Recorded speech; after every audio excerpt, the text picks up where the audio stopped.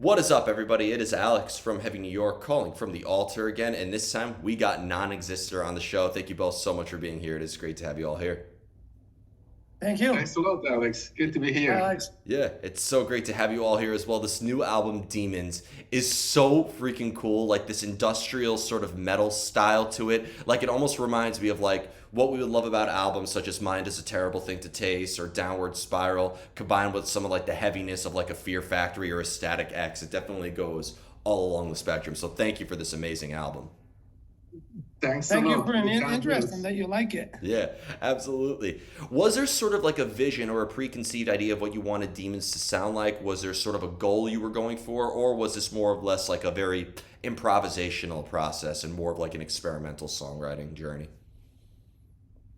I think the process of songwriting is like led by intuition by the two of us. Like there was no like a final concept when we started working on the songs. It's just we go into the studio, I do some layouts, and Nick comes in, and then we develop together. So there's no master plan behind it. But then after you've done a few things, you see some aspects that come up again and give maybe kind of a concept over it. Like, Nick, what do you think?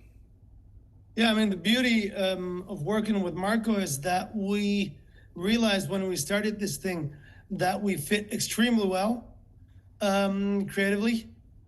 We dig a lot what the other one is doing, and it inspires either of us. So we really have the feeling the combination of us two is a lot more than either of us could do on his own.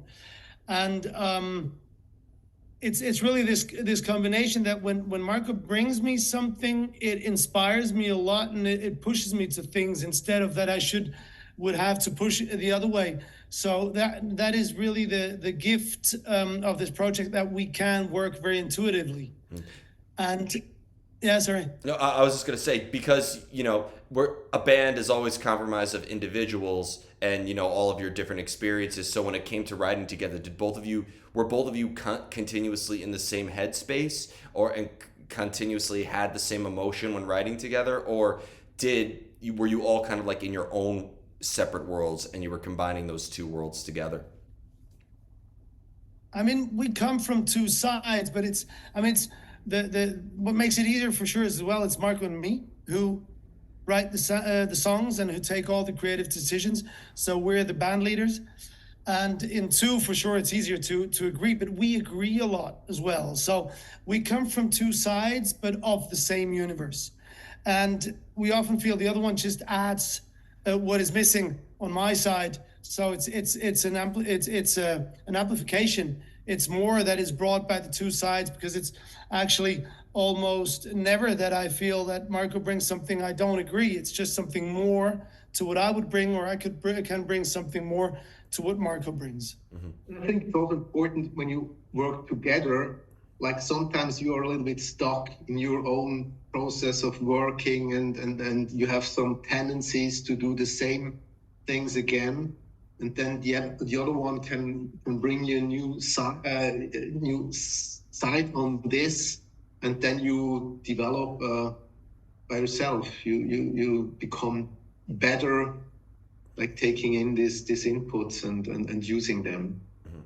Well, with the title Demons, because Demons has been such a a common word and subject matter utilized not just in metal but in all genres. But with the title of Demons, I was just wondering, does that mean internal demons, sort of like what you were fighting yourself, or was it meant to be sort of external demons from like an external conflict, or is demons also something mythological? Are you singing about like certain demons, like different characters that you sort of made up?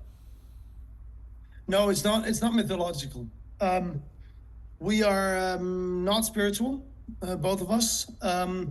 We are very, let's say, down to earth, in a sense of here in the current reality, but it is all kinds of demons in this reality. So it is internal ones and external ones, and this adds probably to the question that you asked before. because we feel it now that it could have been a concept in the beginning, you know, because it sticks very well together. But the reason is probably more because we produce the songs within the same production phase, the same time that we were working in. Now you have your phases often as an artist, and what we're writing about in the lyrics is things that concern us, things that bother us. So these are the demons, and there are internal ones and external ones. There's external things that can happen or threats that we have nothing to do with internally, or we can't influence them, like the death of a close friend, or existential threats like the human-made climate change, all kind of these, or political changes that we're scared of, like right extremism. These are the external ones. But then we have internal ones like our psychological struggles, and sometimes they combine, and that's often one of the most interesting things to talk about, because we like to look at things closely and as well with the courage of self-criticism. And if you look at demons for this world, for society, quite often, you can find the base of it, the semen within every one of us as a human being. And then the question is, why on one person it turns out to make him an evil person, a perpetrator, or why not? And this is a very interesting thing as well, just to look at things closely. So there are songs like You're a Pain in My Veins or How Do You Dare, who talk about atrocities, but in the meantime, they talk about the psychological background of it. Yeah. So it's like several layers of interest in it, in a social way and in a personal way. What is 2048, the final track on the album? Is that meant to be the year? Like, are we are we looking into the future, or is it a specific number in a way? Every time there's numbers in a title, I always get inquisitive. It is the year. It is the year. It is the year, definitely. Yeah. It's Nick looking back, being an old man in the year 2048. And Nick, you can tell a bit more about it. Yeah, it's me. I mean, projecting. I mean, that I chose 2048 for sure is a little bit a game with numbers. That's 1984, so 2048. You know, you could have chosen 2050 or 2047. So it's a little allegory on this, but it is me sitting on my veranda here in Switzerland. With the climate like in Spain, after the climate catastrophe has hit, with all consequences, with the giant migration streams coming up from Africa and all the wars and stuff that had happened because of this. And it's kind of after the catastrophe. It's a post-apocalyptic post-apocalyptic dystopian vision of after the climate catastrophe. Depending on what the material is about, because, you know, whether it's coming external from like political atrocities to internal trials and tribulations, does that maybe change the energy of the song or the atmosphere if you take a song that's more personal, or if you're playing a song more personal versus a song that's more analytical, I guess I would say? Well, that's a tough question. Yeah. Should I? Yeah, please. Probably in the singing, for sure. I mean, once lyrics are made, you express them well when you sing them. And for me, I don't know, but probably even more than for other singers, as I have a side of acting, always did some acting throughout my life, not as a main thing. But we don't change songs anymore when the lyrics are done. It's more that the lyrics fall on the song that have this energy already. And because why do you feel, because this music has like a very industrial side to it, a very metal side, a very, even like I see some like alternative in the DNA of the song as well. Like I consider NONEXISTER to be a very experimental band, and I mean it as a compliment. Why do you feel that this style of music has always been the best way of expressing the emotions that you wanted to demonstrate in your music? I think Nick and I, we were always interested in many different styles of music. So we had our phases where we mostly were listening to metal, but there is also industrial phase, and Nick comes also from the punk hardcore scene. I was listening to electronic music too. So when we did these songs, we just did it. We were not thinking about what kind of style are we doing. But now when we talk to people who are listening to it, we realize that it is kind of an issue. It's not so easy to put us in a box. It's like all these influences that you're mentioning. It's just we are interested in creating, in using sounds to express ourselves. And sometimes it's more metal, sometimes it's more industrial. It can be more electronic. And of course, we also have this alternative indie, even wave and gothic genes somewhere within us. And we all bring this together. And in the end, still, I think we create our own sound. But like music fans, as you are, definitely you hear these influences, and other people hear it too. Yeah, like you took Sisters of Mercy, Static X, and Nine Inch Nails and Ministry and blended them up. Of course, we like all these bands, definitely. Yeah. We love them. And being that the music has so many different elements, I think it's fair to say trying new things is part of the songwriting process. It's not like you guys are trying to stick with the specific formula. It seems like you guys are able to kind of think outside the box quite a bit with songwriting, right? A lot. That's and that was probably the only plan we kind of had in the beginning. We knew we wanted to do something in the direction of industrial alternative metal together, and we really, I asked Marco because this was the plan, and we had talked about this before already, knowing each other throughout the music scene, and that's this combination of our two parts was the start. And we actually said from the beginning we want to be quite free and let the intuition roll, and let it fall under the pretext of art can be very, very good if you just let it go, if you're not trying to limit yourself. And then the way we work is often very, very intuitive. The two ones they're really a little bit out of the box. 2048 and Carter, they were produced actually in this way. 2048 was a noise that Marco showed me, and it was just for showing me the noise in the production process and stuff. And I said, wow, because it was this thing that he had a noise, and he put three different effects. Correct me if I'm wrong, Marco. 3 different effects on it, and they started to interact. So it started to be kind of being alive. It started to be vivid, and did things you wouldn't predict. And this thing was so apocalyptic and inspired me so much into more kind of a theater thing. That's why it's a spoken word theater thing now. And so I told him I want to use this a part of a song, stuff like that. It's often this kind of things that we just let things go. If the inspiration goes in another way, we use it.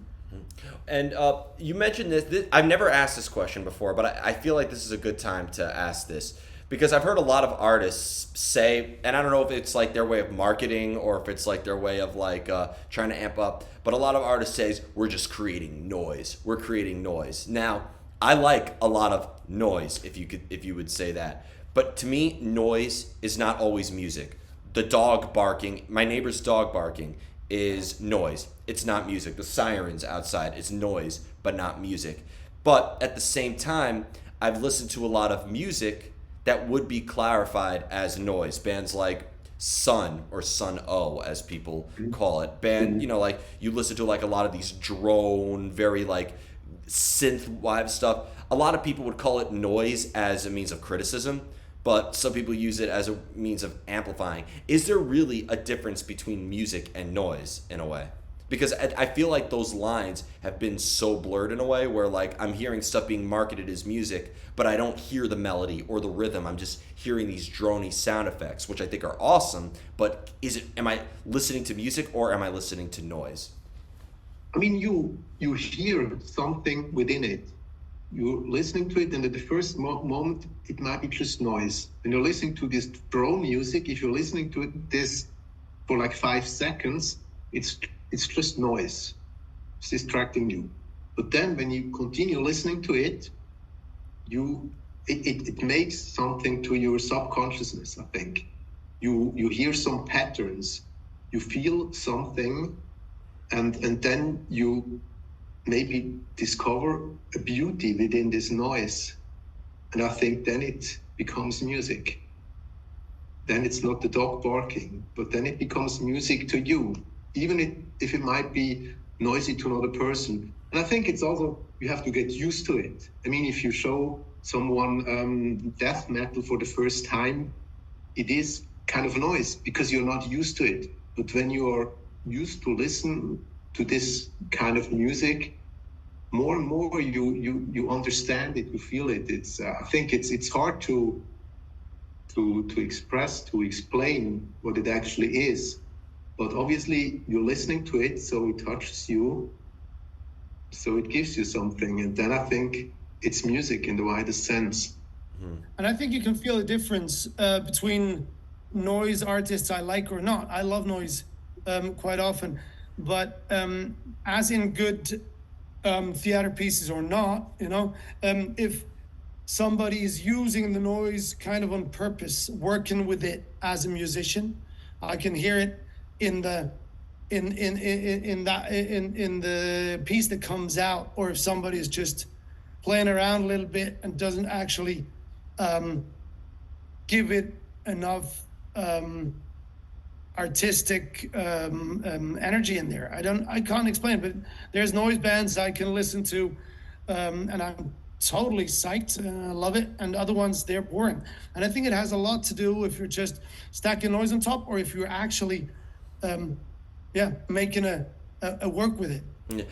Because like there's noise artists, like there have been noise artists that I would see like at a concert and stuff, and it would be really cool. It creates an atmosphere, it creates an experience, and has like a really good stage theatric. But like I've heard people say, this isn't music, it's just noise. And to tell you the truth, I used to get offended and like be like, that's music, that's not noise, fuck you, you gatekeeping, whatever. And I'm not like saying it as like a negative way or anything, but like part of me is like, are they wrong? It is noise. They're controlling the noise. They're dictating how it's gonna be projected onto the audience. They're protecting when it's gonna start, when it's gonna end. So I was always just wondering, like, is calling something noise even really just a criticism of the album at that point, or is it really just analyzing it? I mean, that's the art. I mean, that's the art. You can make an incredible movie out of almost nothing. There's directors who do movies where not much happens. I mean, even the Coen brothers have quite calm things, but there's much more calm things that are dramatic, and you stick to it, and that's because they're good in it and it's their way to express themselves. And there's other ones, they are actually boring because nothing happens, and where the magic happens is difficult to say. But you can make dramatic noise or boring noise, I think. Of course. I guess that is the way, like, people can make different types of music, people can make different types of noise and market it. People, there are certain noises that can't be replicated. I hear the same siren every freaking day living in the center of New York City, and it's gotten boring. It's not excited anymore. But there are certain noises that can't be replicated anywhere, and that's almost like a good sell in a way. It's not music, but it's noise, and you won't hear this noise anywhere else. Yeah. And here comes the final question I wanted to ask you. I want you both to answer this one. How do you know when you're finished with a song? Good question again. Marco? Technically, when I send it to the mastering engineer, then it's done. You can't change it anymore. Yeah, I've gotten that before. But of course I can go back to it and do another mix of it. But I think you just have to accept that a song has to be finished at a certain point, because otherwise you won't get anywhere and you will never release something. Yeah. I interviewed a band one time, and their answer was when you run out of time. That's a good one too. Yeah, but we're quite picky. We're quite perfectionist. So I think we would leave it and then pick it up again. I don't know. It's especially when you're perfectionist, you have to find an end as well. You can always improve something, but there's a kind of moment when you're okay with it, when you like it, and you feel there's nothing. I mean, we had one song that we changed. I mean, A Promise in the Air, we finished actually in the recording studio, and we knew that the last part needs something more on top. We finished it there.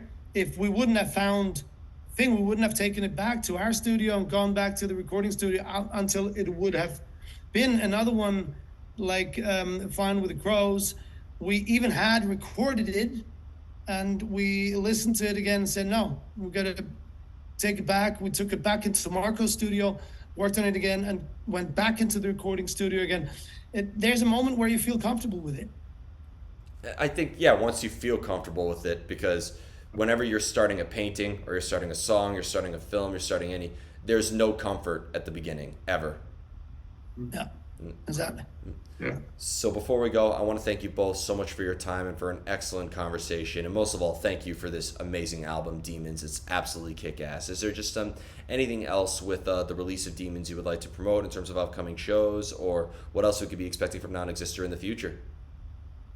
Hey, thanks a lot to you. It was a pleasure being with you, and for the excellent conversation, definitely. Now we're going to release the album like next week, and then we'll do playing live shows. We definitely will be coming to New York too, I promise. Sooner or later we'll be there. Please. Sooner or later. It's always difficult for European bands to get the visas and everything, but yeah, we'll do that. So the album comes out on the 15th of March, so pre-order is open, and this you can do from the States as well. Yeah. There's as well some merch, some t-shirts and hoodies, and we're up with 2 more videos. I mean, you've seen that we put a lot of work in our videos as well. The visual art is important to us.